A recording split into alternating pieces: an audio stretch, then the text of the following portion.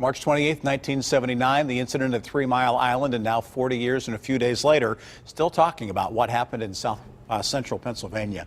As we continue our discussion here on the KDPG Sunday edition, talking about nuclear energy, where it goes and what happens next. Let's go back to something we talked about right before the break, and that is talking about the carbon-free emissions and the fact that nuclear is so clean from that standpoint. How does that factor into its future? Even though it's expensive, how do you balance those two? That's a great question. I think personally, and I think a lot of people agree with this, that we have to keep nuclear in the mix to meet our carbon reduction goals. And we don't have a carbon tax in this country, and there are a few places that do. There are some places in other parts of the world, like Scandinavia, who have set some strong leadership examples of reducing carbon emissions and putting a price on carbon. Until we have that, we really need to find other ways to incentivize nuclear, whether it's putting it under a clean energy portfolio when we look at what's called the renewable or alternative energy portfolio standards to incentivize keeping these plants open and operating, or the potential for building new plants. I think one of the issues that we have in the United States is that we really don't have a nuclear policy or strategy nationwide. We're shutting down plants or looking to shut down plants in some states. We're still trying to maybe build some, especially in the Southeast, but there's really no national strategy around it. You compare that to places like Sweden, which is really a leading nation globally in terms of carbon emission reduction, and they have committed to 1/3 nuclear, 1/3 hydro, and 1/3 wind by 2040. So obviously nuclear is a big component of what they're doing, and I think we need to look at that and learn some lessons there as well. The governor has rolled out recently an ambitious plan for cutting greenhouse gas emissions, and there is some legislative interest in propping up nuclear here in Pennsylvania. Could those things, work together to help save nuclear here? Absolutely, I think they could. I think from a state perspective, I do think we need to look at this and look at how policy affects what's happening in this situation, and whether or not it should be placed under a clean portfolio standard and how it fits into greenhouse gases. I can't cite the exact statistic, but if you look at Duquesne Light's portfolio in terms of how they purchase generation for their consumers, a big component of it is nuclear. So their total carbon footprint as a utility is significantly impacted, in a positive way, impacted by having nuclear as part of their mix.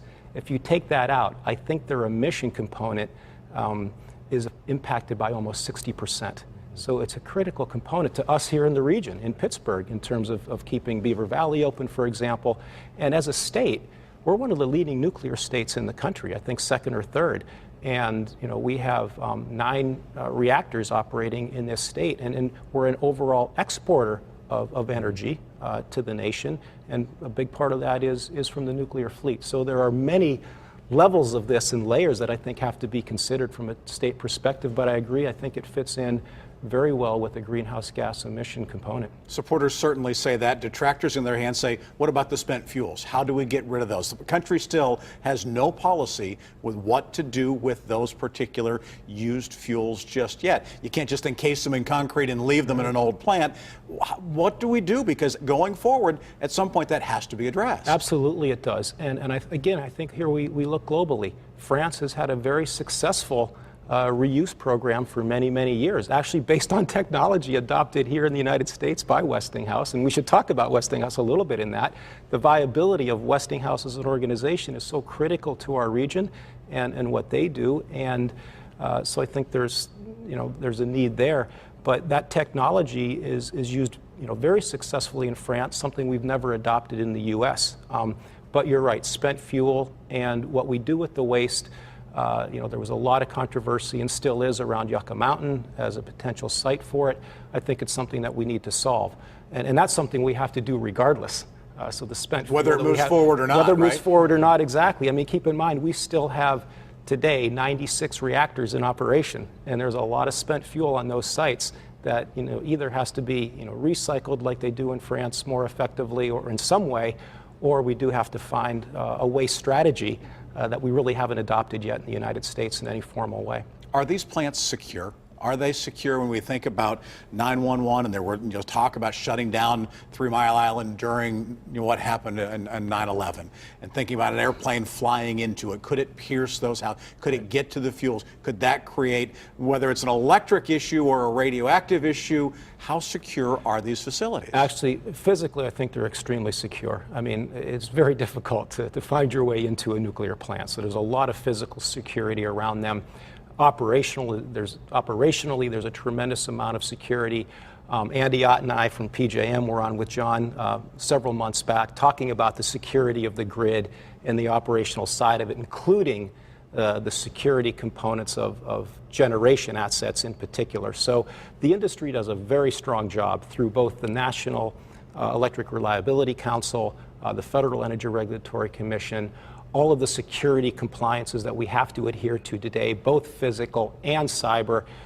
We have a very strong culture there around security in terms of how we're hardening our facilities. So I really think that we should be confident in the safety of these facilities based on what we've done as a country. Related to security, I think, or the threat of terrorism, is also sort of, espionage, foreign espionage. Right. And you have U.S. companies doing nuclear work in overseas. You have overseas companies trying to do work in U.S. Nuclear industry. How do you protect your intellectual property? How do you protect national security? That's a great question. I think that's still one that we need to sort some things out around, because the intellectual property in particular is a big issue. We've seen in other technology areas of the power industry, things like high voltage DC transmission systems, the power electronics converters, a lot of equipment coming from US and European vendors into the Chinese market, but with not the best IP protections for those companies. The opportunities were too great to ignore.